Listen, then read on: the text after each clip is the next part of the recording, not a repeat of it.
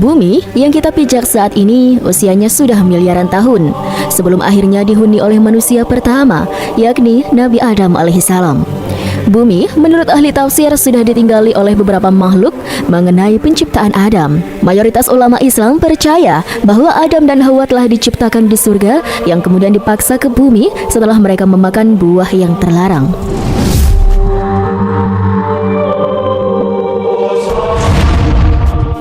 Menurut para ahli, pada saat bumi berumur 8.000 tahun, keadaannya masih kosong.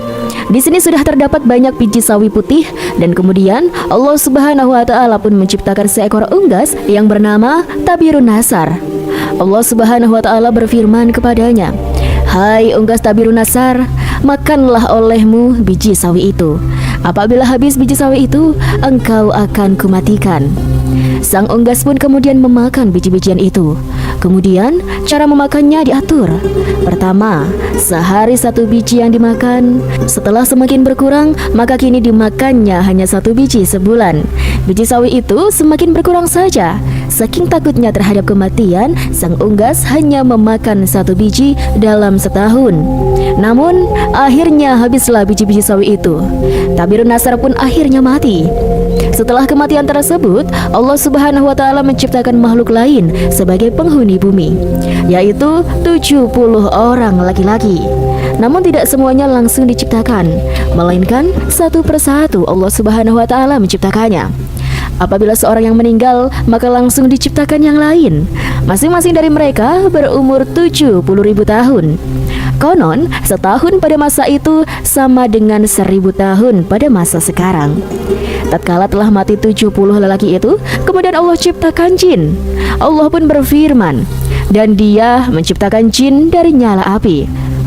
Sebagian dari jin-jin itu ada yang berkaki 4, berkaki 2, dan ada yang terbang.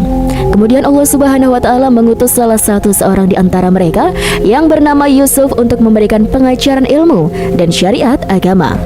Namun, jin-jin itu banyak yang mendustakan ajaran-ajaran tersebut dan akhirnya Allah Subhanahu wa taala pun mematikan semuanya. Penghuni berikutnya adalah suatu makhluk yang berpasangan, rupanya seperti binatang dan keluar dari dalam neraka. Dahulu kala, ketika zaman Bani Adam belum ada, sedangkan bumi yang baru dihuni oleh penghuni pertama yang diciptakan dari cahayanya, Tuhan telah membuat makhluk baru yang berada di sisinya, yang bernama Abu Ja'an atau Bapak Seluruh Jin.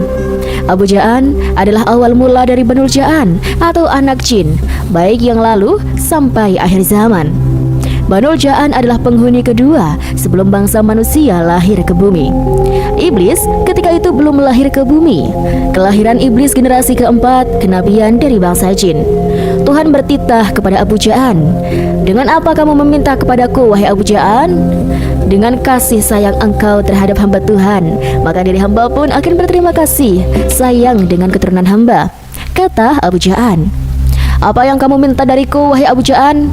Apakah kamu tahu bahwasanya kamu baru saja aku ciptakan dari sejenis api, tubuhmu dari inti api, dan ruhmu dari cahaya? Karena setiap roh yang bernyawa aku ciptakan dari cahaya dari sisiku. Terima kasih oh Tuhanku yang selalu hamba agungkan.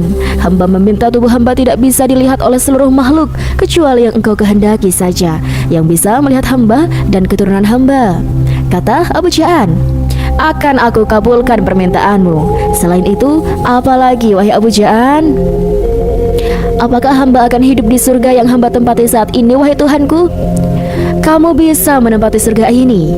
Begitu juga untuk dirimu saja, bisa terbang sesuka hatimu dan tinggal sesuka hatimu sampai aku perintahkan dirimu turun ke bumi. Dan ketika itu keturunanmu tidak akan sanggup mendatangi tempat surga pengangkatan makhluk. Hanya dirimu saat ini yang kuat. Setelah kamu menyentuh tanah di bumi, maka kamu menjadi makhluk bumi, dan kamu pun akan membuat keturunan dan mati di bumi. Namun, hanya kamu seorang yang bisa terbang di langit dunia ketika tinggal di bumi." Langit dunia adalah tata surya seluruh pelosok jagat raya ini. Singgasana Tuhan berada di luar tata surya yang berada di tempat kosong. Tidak ada benda apapun. Itulah disebut sebagai arsy-Nya Tuhan, karena tempatnya sangat tinggi. Tidak ada makhluk yang bisa ke sana kecuali yang dikehendaki oleh Tuhan Yang Maha Esa. Karena Tuhan Maha berkehendak, maka iblis pun tidak akan sanggup. bolehkah hamba meminta sesuatu ya Tuhanku?" "Apa itu permintaanmu, wahai Abu Ja'an?" "Jika hamba engkau angkat sebagai pemimpin seluruh makhluk di bumi pada masa hamba, maka hamba meminta salah satu keturunan hamba nantinya yang bernama Iblis agar Tuhan berkenan dia tinggal di surga. Wahai Tuhanku, jadikanlah dirinya penggantikan hamba dan berikanlah kecerdasannya seperti yang hamba punya saat ini."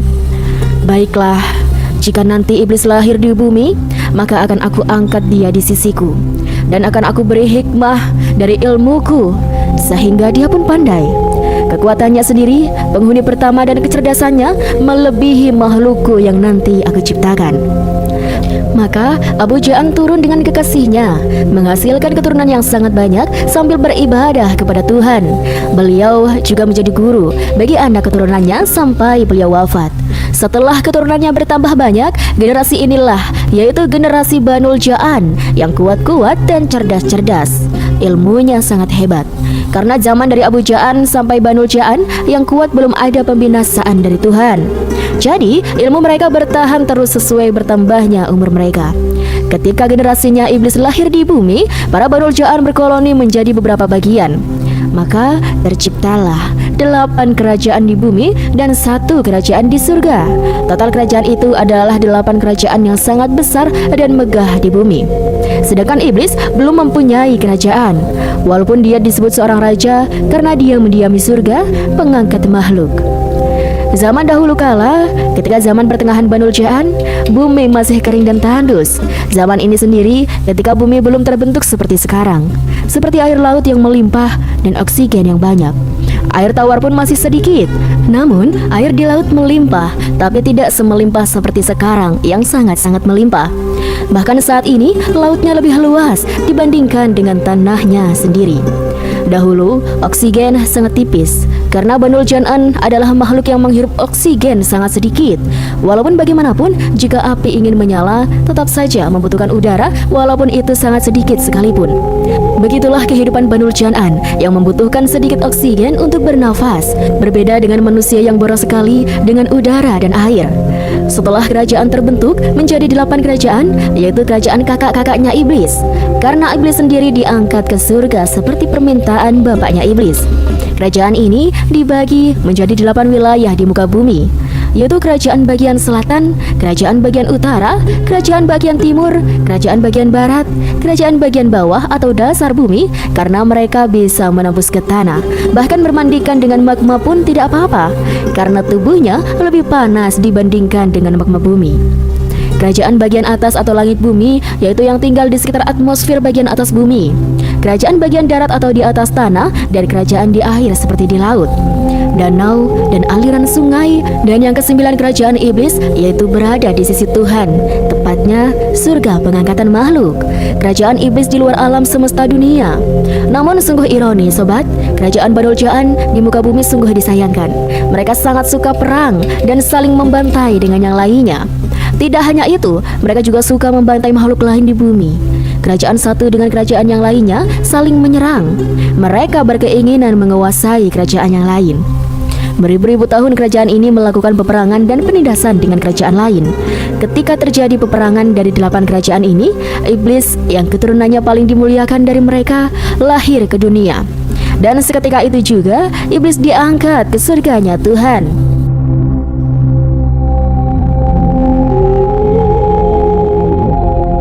Iblis pun hidup di surga dengan para penghuni pertama. Karena penghuni pertama telah diciptakan dari cahaya, penghuni pertama juga menempati dari bumi sampai langit paling atas. Kehidupan mereka mengabdi kepada Tuhannya. Salah satunya adalah mengangkat arsy-Nya agar menggantung. Inilah yang akan ditiru oleh Iblis dengan istana yang menggantung di atas permukaan bumi, yang salah satunya berada di segitiga bermuda. Iblis sangat cerdas dan pandai sobat. Dia mempunyai kehebatan yang luar biasa, tiada tandingannya. Tentunya selain Tuhan sendiri. Bahkan penghuni pertama pun merasa takjub dengan kehebatan yang dimiliki oleh Iblis. Nah, suatu ketika mereka dua golongan, yaitu iblis dengan golongan pertama pun mengadakan paling lama ibadahnya kepada Tuhan. Misalnya, jika golongan pertama kuat puasa 1 hari tanpa makan, maka iblis kuat dalam 7 hari tanpa makan. Bayangkan sobat, ibadah iblis kepada Tuhannya sungguh alim luar biasa.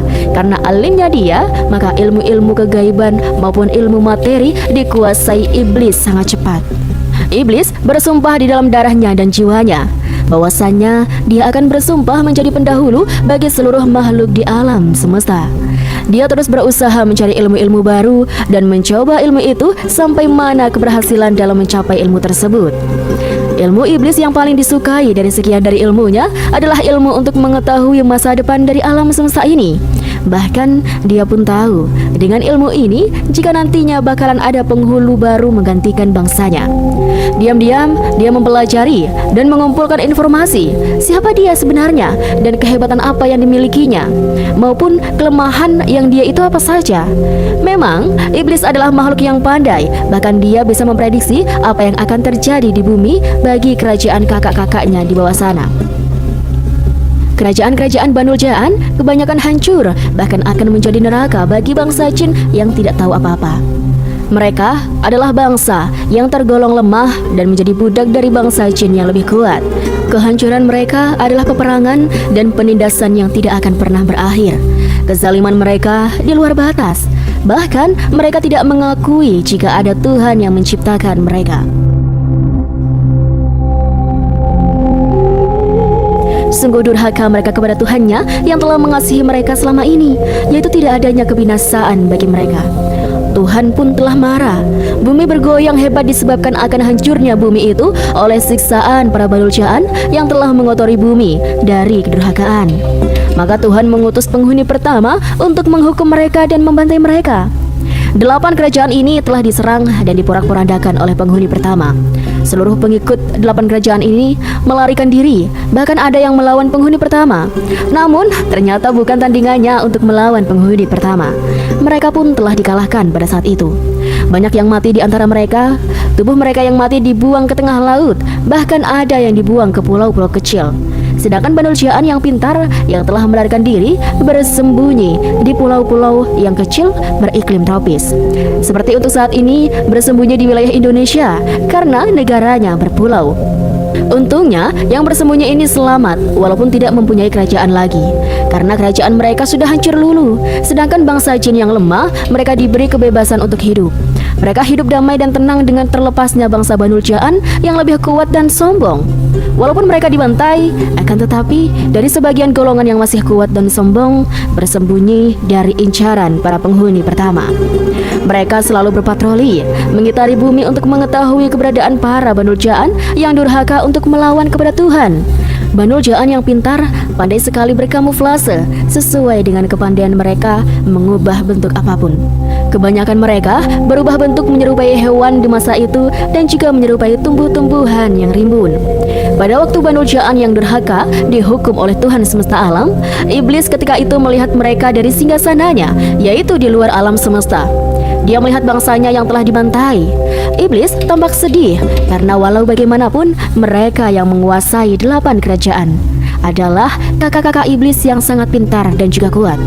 Maka sejak saat itu iblis bersumpah, jika nanti ada bangsa lain yang lebih rendah kemampuan darinya, maka dia tidak akan mengakui sebagai penghulunya. Karena saat ini iblis mengakui dirinya sendiri sebagai penghulu atau pemimpin bagi seluruh makhluk Tuhan. Dinasti kerajaan para Banul Jaan telah hancur dan musnah sobat.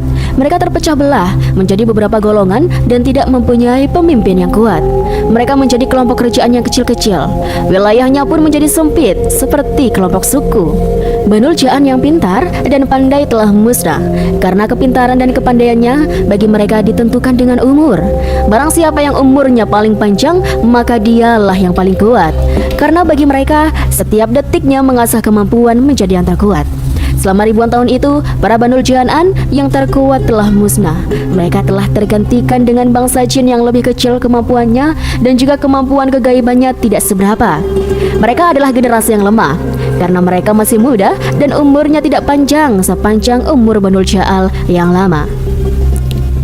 Jika para penghuni 8 kerajaan dahulu umurnya beribu-ribu tahun, sekarang hanya ribuan tahun saja. Kebanyakan 1000 tahun, itu pun dianggap remaja. Sedangkan umur 400 tahun dianggap ukuran manusia sekitar 10-14 tahun. Betapa masih kecilnya mereka ya sobat. Nah kemudian untuk menjadi yang terkuat pun susah, karena mereka adalah generasi baru, tidak seperti generasi lama. Namun generasi lama yang bisa menyelamatkan diri dari kebinasaan telah bersembunyi untuk menyelamatkan diri, sehingga mereka bisa hidup dan selamat. Umurnya juga sangat panjang dibandingkan dengan generasi baru dari keturunan bangsa Jin sekarang. Banu Jan'an yang selamat ini masa lalunya tidak mempunyai kekuasaan. Sekarang mereka bisa bernafas lega karena mereka membawahi jin-jin yang baru lahir dan masih bodoh. Bangsa Jin sekarang tidak seperti mereka yang ilmunya sangat banyak, terutama ilmu kegaiban. Namun tidak ada yang seperti iblis sobat, apalagi menandingi kekuatannya pada zaman kemusnahan saudaranya, karena dia adalah satu-satunya penguasa kerajaan yang masih utuh. Apalagi dia menguasai kerajaan di surga bersama dengan penghuni pertama. Iblis saat ini adalah golongan Banu Jan'an yang paling kuat dari penguasa Jin setelah kehancuran 8 kerajaan yang berada di muka bumi. 8 pemimpin kerajaan beserta para menteri dan penduduknya pun musnah. Sebagian kecil saja yang selamat, itu pun dianggap lemah pada zamannya. Iblis mengetahui kejadian ini karena dia pandai meramal dan berhitung apa yang akan terjadi di masa yang akan datang. Walaupun dia bisa berhitung untuk masa depan nantinya seperti apa, ramalan iblis itu jauh dari kesempurnaan karena sifatnya bisa benar dan juga bisa salah. Namun ramalan iblis hebat karena dialah raja dari segala raja jin. Ketika dia sedang beramal untuk masa depan itu, dia masih berada di singgasananya, dekat dengan Tuhan dan penghuni pertama. Setelah puas dengan ramalan-ramalan yang dia punyai dan yang dia ketahui nantinya seperti apa, maka iblis turun ke bumi untuk melihat 8 kerajaan Banu Jan'an di bumi yang telah hancur. Dia telah menemukan kesenangan dan kebahagiaan yang luar biasa berada di bumi. Mulai saat itu yang dinantikannya yaitu ketika kakinya menginjakan ke bumi. Maka iblis telah meninggalkan tahta kerajaan dan menanggalkan mahkota raja di surga pengangkat makhluknya. Dia merasa bangga di muka bumi karena makhluk yang sama dengan dia yang nantinya dapat dijadikan pasukan serta anak buah dari golongannya. Diam-diam, tanpa sepengetahuan Tuhan dan penghuni pertama, iblis membuat kerajaan baru di muka bumi. Kerajaan iblis menggantung di atas air. Kerajaannya sangat besar sobat, dan sangat luar biasa megahnya. Walaupun begitu, Tuhan tahu juga, karena Tuhan adalah Maha Tahu. Karena kebesaran dan kekuatan karisma yang dimiliki iblis, maka seluruh jin di muka bumi, baik itu jin masa lampau yang umurnya sangat tua dan mempunyai kehebatan yang tidak patut lagi dipertanyakan, sampai jin yang muda-muda yang lemah dan pengalaman hidupnya masih sedikit, walaupun itu umurnya ratusan tahun. Pada saat itu, seluruh bangsa jin pun tunduk dan takluk di hadapan iblis. Mereka berikrar akan selalu setia ke depannya. Mereka pun merasa terhormat jika bersama dengan iblis, karena iblis kesohor sebagai keturunan Banu Jan'an satu-satunya yang berada di luar alam semesta. Seluruh bangsa jin merasa bangga dan gembira jika mengangkat iblis sebagai raja baru mereka. Dialah junjungan yang bisa menyatukan seluruh jin menjadi kerajaan jin yang baru di muka bumi.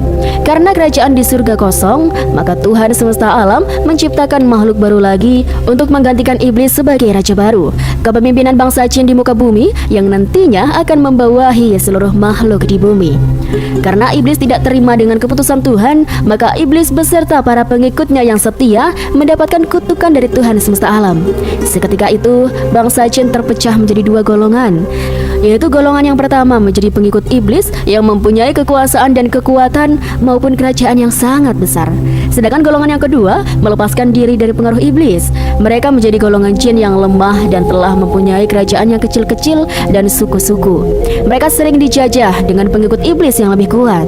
Peperangan di antara 2 golongan saling berkecamuk karena berbeda keyakinan dan ideologi dari bangsa jin sampai akhir zaman. Ingatlah ketika Tuhanmu berfirman pada malaikat, "Sesungguhnya aku hendak menjadikan seorang khalifah di muka bumi." Kemudian mereka pun berkata, "Mengapa engkau hendak menjadikan khalifah di bumi itu orang yang akan membuat kerusakan padanya dan menumpahkan darah? Padahal kami senantiasa bertasbih dengan memuji engkau dan mensucikan engkau." Tuhan pun berfirman, "Sesungguhnya aku mengetahui apa yang tidak kamu ketahui." Quran Surat Al-Baqarah ayat 30. Pertanyaan para malaikat ini menunjukkan bahwasanya dahulu ada makhluk sebelum Nabi Adam. Bahwasanya Allah Subhanahu wa taala telah mengabarkan hal tersebut sebagaimana yang telah dijelaskan oleh sebagian ahli tafsir, termasuk tafsir An-Nasahat, Al-Makkiyah, Al-Asyawi. Adam dan Hawa itu dahulu ditempatkan di surga, sobat. Lalu Allah Subhanahu wa taala melemparkannya ke bumi lantaran berbuat kesalahan. Bumi yang dipijak keduanya memang sudah ada jauh sebelum penciptaan Nabi Adam dan juga Hawa. Lalu, siapa penghuni sebelum Adam?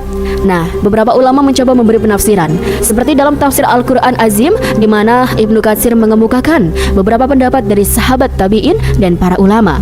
Dari pendapat Ibnu Abbas diterangkan, yang pertama, menempati bumi adalah bangsa jin, lalu mereka berbuat kerusakan dan saling membunuh. Lalu Allah Subhanahu wa taala mengutus iblis membunuh mereka dan bangsanya hingga mereka terpojok ke daerah-daerah pegunungan dan laut. Kemudian Allah menciptakan Adam untuk ditempatkan di muka bumi. Ada pula pendapat dari Muhajid dan Abdullah bin Ahmar.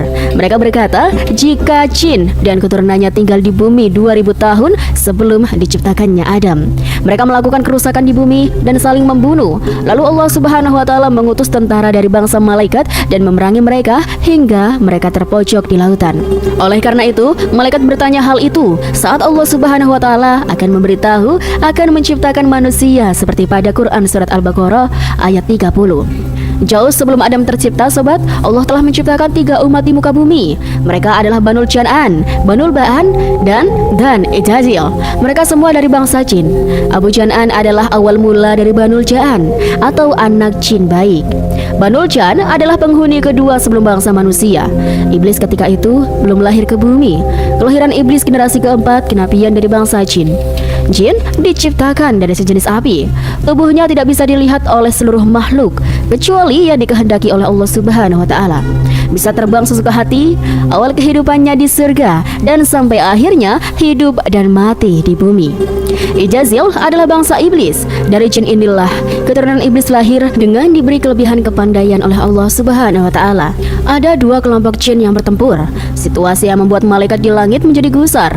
Mereka lalu bertanya kepada Allah bahwasanya apakah selalu menciptakan khalifah yang hanya berbuat kerusakan di bumi.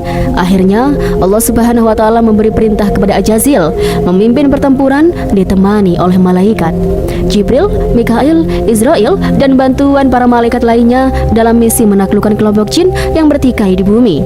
Keduanya setelah ditaklukkan, akhirnya Allah menciptakan Nabi Adam. Di antara Ajazil, malaikat dan Adam diberikan ilmu oleh Allah Subhanahu wa taala karena tujuannya untuk menjadikan khalifah di bumi. Setelah diuji, ternyata yang lulus adalah Nabi Adam alaihi salam. Akhirnya, semuanya diperintah Allah untuk sujud penghormatan kepada Adam. Akhirnya, semua sujud kecuali Azazil atau bangsa iblis. Mereka sombong dan kemudian membangkang.